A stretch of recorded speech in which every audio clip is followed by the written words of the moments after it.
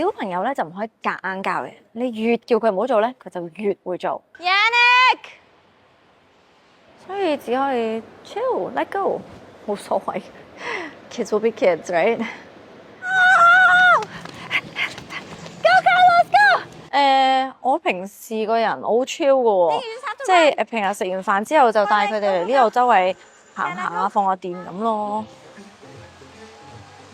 卡卡，哦，見到佢咁開心，有家庭，我自己都老懷安慰。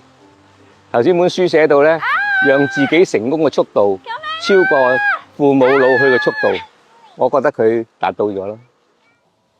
睇隻媽咪，睇隻邊個？I'm Zoe，係 Yannick，What's Zoe？Okay。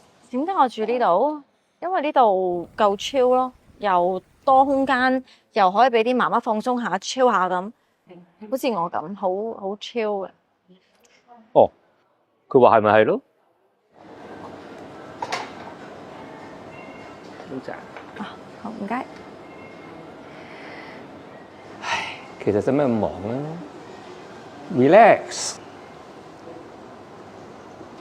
除咗飲茶 relax， 做運動都要 relax。There's nothing to see. No phones. 梗係唔好俾小朋友用咁多電話啦。呢度咁多設施，嗱，出邊又有 playground， 室內又有 playroom， 隔離有泳池，對面仲有 go park 添啊！我覺得做人咧最緊要就要活在當下 ，be present。咁多嘢玩，玩乜鬼電話啫？玩咁多電話壞眼㗎。Can I have my phone back? No, please. Can I have my phone, please?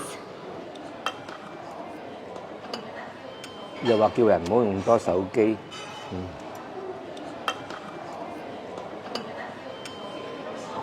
How much money does it cost? Does it taste good? Yeah. Okay, that's what matters. Let's have some more, okay? 所以其實我爹哋講得啱㗎，好多時我哋做人咧都會太繁忙，太多嘢做，就令到我哋未必睇得到同埋享受得到當下嘅 moment。